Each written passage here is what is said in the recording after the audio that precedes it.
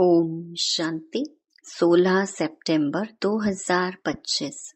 मीठे बच्चे, तुम हो रूहानी पंडे। तुम्हें सबको शांति धाम अर्थात अमरपुरी का रास्ता बताना है। प्रश्न, तुम बच्चों को कौन सा नशा है, उस नशे के आधार पर कौन से निश्चय के बोल बोलते हो? उत्तर, तुम बच्चों को यह नशा है कि हम बाप को याद कर जन्म जन्मांतर के लिए पवित्र बनते हैं। तुम निश्चय से कहते हो कि भल कितने भी विघ्न पड़े, लेकिन स्वर्ग की स्थापना तो जरूर होनी ही है। नई दुनिया की स्थापना और पुरानी दुनिया का विनाश होना ही है। यह बना बनाया ड्रामा है, इसमें संशय की बात ही नहीं। ओम शांति। रूहानी बच्चों प्रति रूहानी बाप समझा रहे हैं, तुम जानते हो हम आत्मा हैं।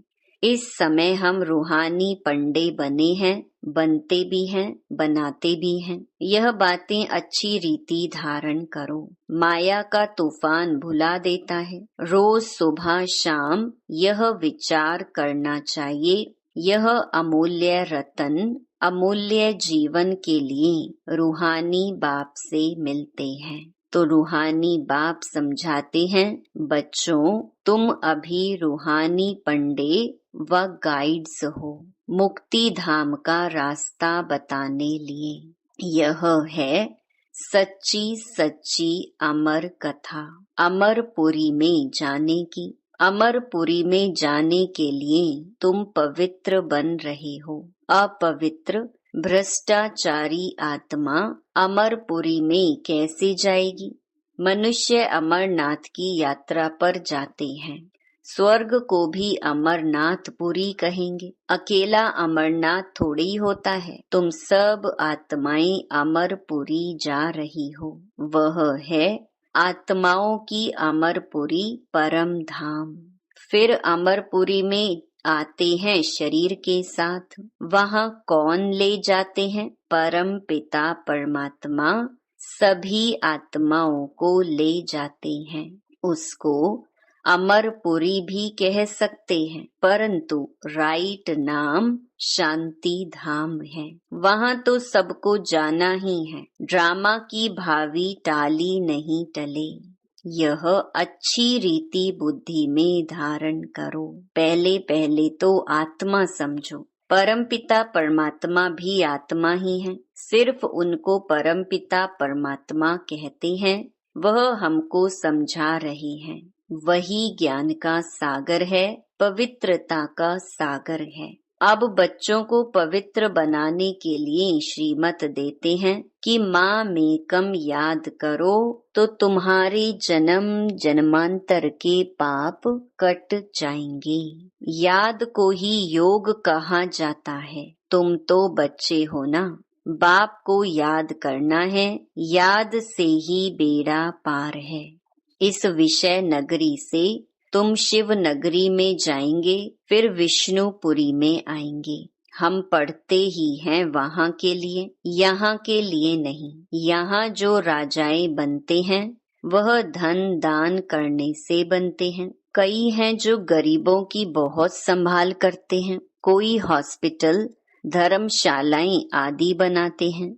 कोई धन दान करते हैं। जैसे सिंध में मूलचंद था, गरीबों के पास जाकर दान करते थे।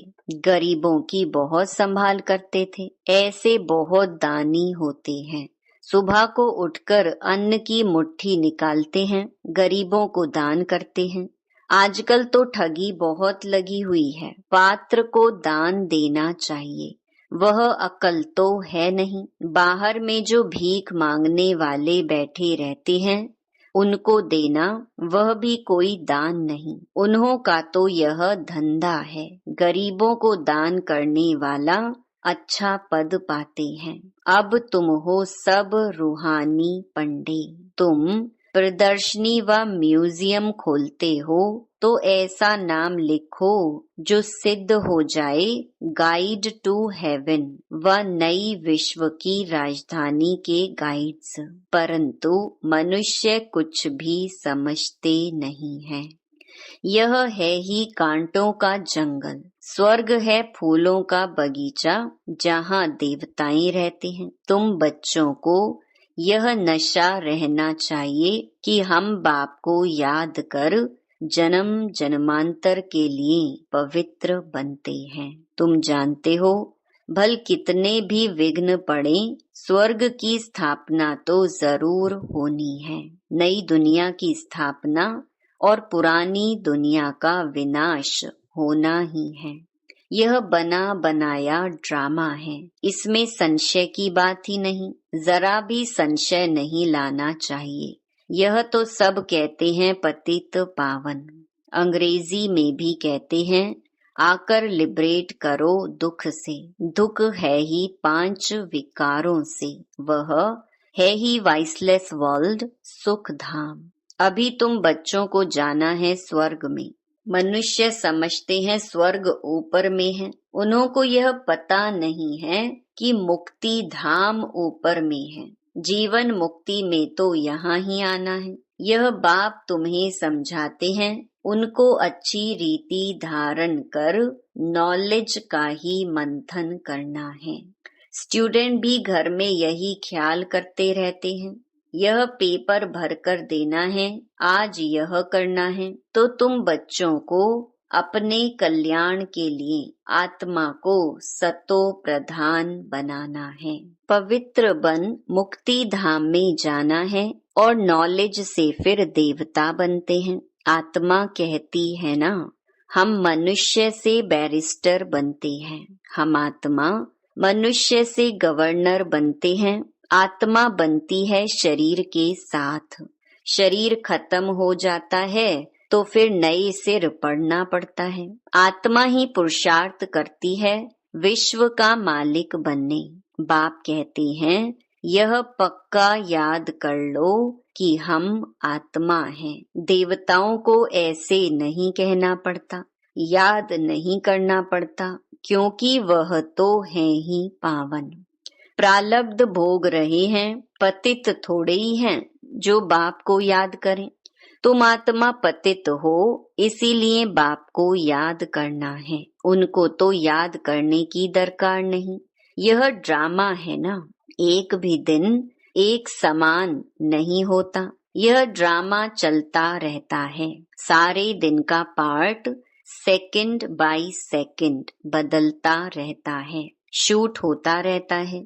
तो बाप बच्चों को समझाते हैं कोई भी बात में हार्ट फेल मत हो। यह ज्ञान की बातें हैं।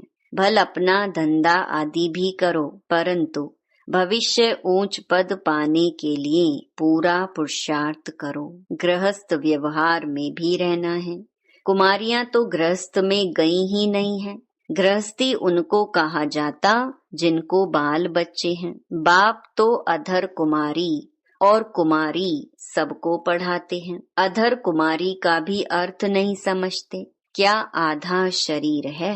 अभी तुम जानते हो कन्या पवित्र है और अधर कुमारी उनको कहा जाता है जो अपवित्र बनने के बाद फिर पवित्र बनती हैं।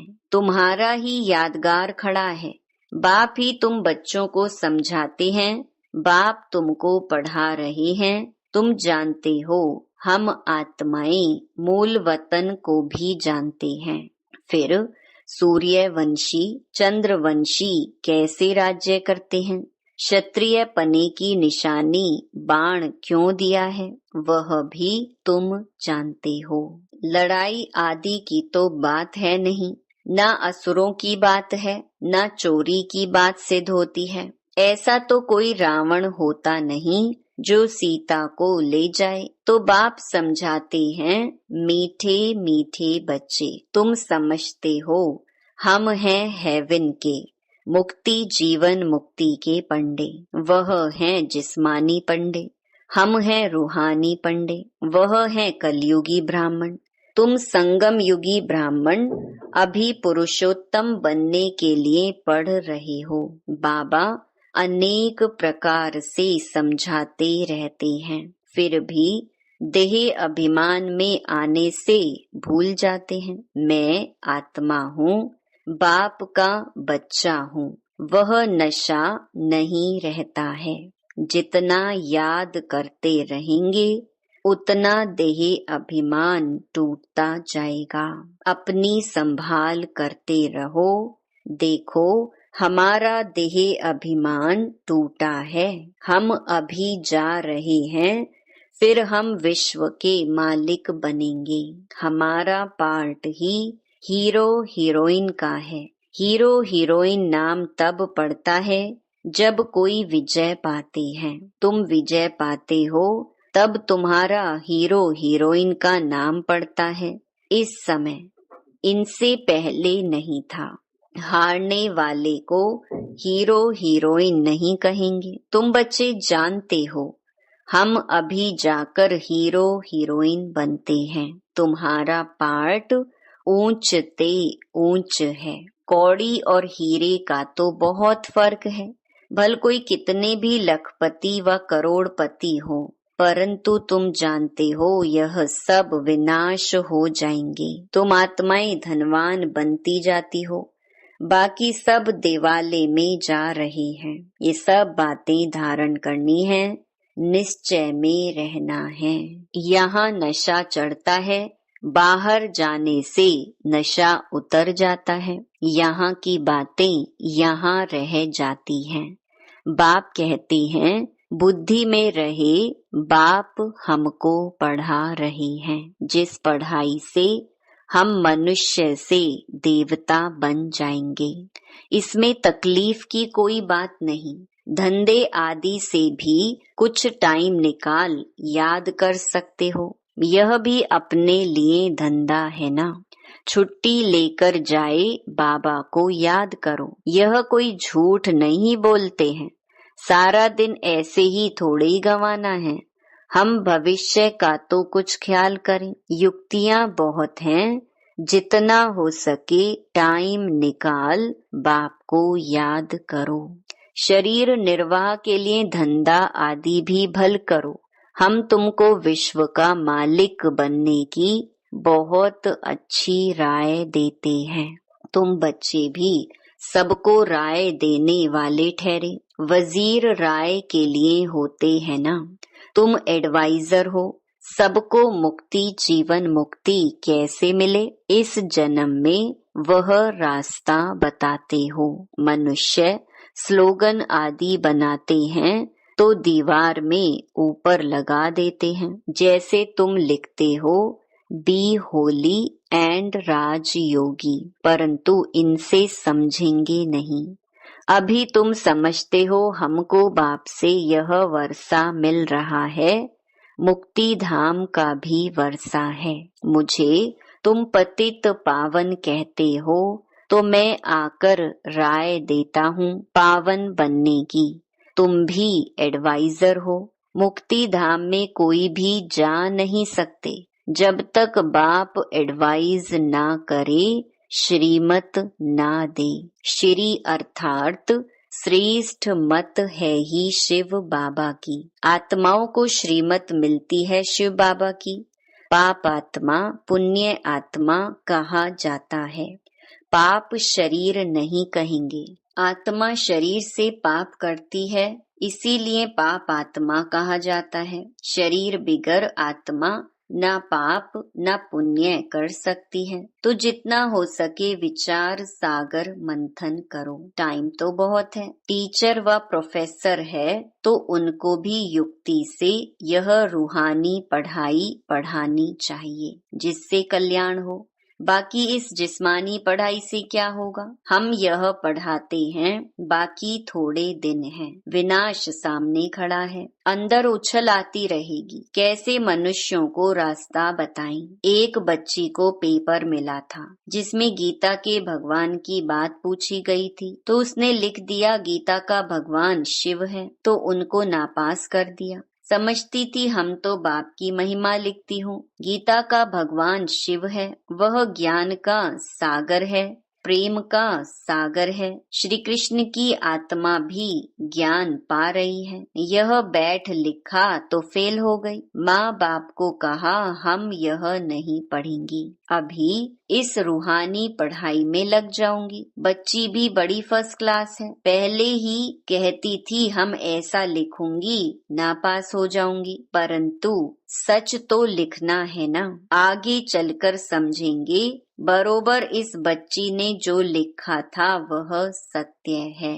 जब प्रभाव निकलेगा वह प्रदर्शनी अथवा म्यूजियम में उनको बुलाएंगे तो पता चलेगा और बुद्धि में आएगा यह तो राइट है। ढेर के ढेर मनुष्य आते हैं तो विचार करना है, ऐसा करें जो मनुष्य झट समझ जाए कि यह कोई नई बात है। कोई न कोई जरूर समझेंगे जो यहाँ के होंगे। तुम सबको रूहानी रास्ता बताते हो, बेचारे कितने दुखी हैं। उन सबके दुख कैसे दूर करें? खिटपिट तो बहुत है ना।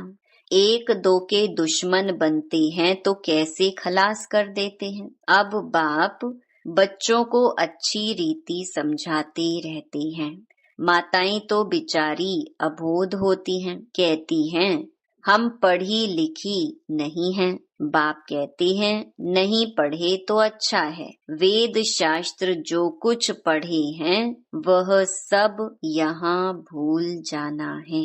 अभी मैं जो सुनाता हूँ वह सुनो। समझाना चाहिए सद्गति निराकार परम पिता परमात्मा बिगर कोई कर ना सके। मनुष्यों में ज्ञान ही नहीं तो वह फिर सद्गति कैसे कर सकते। सद्गति दाता ज्ञान का सागर है ही एक। मनुष्य ऐसा थोड़ी कहेंगे, जो यहाँ के होंगे वही समझने की कोशिश करेंगे। एक भी कोई बड़ा आदमी निकल पड़े तो आवाज होगा। गायन है तुलसीदास गरीब की कोई ना सुने बात। सर्विस की युक्तियां तो बाबा बहुत बताते हैं, बच्चों को अमल में लाना चाहिए। अच्छा, मीठे मीठे सिक्के लधे बच्चों प्रति माता पिता बाप दादा का याद प्यार और गुड मॉर्निंग। रूहानी बाप की रूहानी बच्चों को नमस्ते। धारणा के लिए मुख्य सार। पहला, धंधा आदि करते भविष्य ऊंच पद पाने के लिए याद में रहने का पूरा पूरा पुरुषार्थ करना है। यह ड्रामा सेकंड बाय सेकंड बदलता रहता है, इसलिए कभी कोई सीन देखकर हार्ट फेल नहीं होना है। दूसरा, यह रूहानी पढ़ाई पढ़कर दूसरों को पढ़ानी है। सबका कल्याण करना है। अंदर यही उछल आती रहे कि हम कैसे सबको पावन बनने की एडवाइस दें, घर का रास्ता बताएं। वरदान, सर्व संबंधों के सहयोग की अनुभूति द्वारा निरंतर योगी सहज योगी भव। हर समय बाप के भिन्न भिन्न संबंधों का सहयोग लेना अर्थात अनुभव करना ही सहज योग है। बाप कैसे भी समय पर संबंध निभाने के लिए बंधे हुए हैं।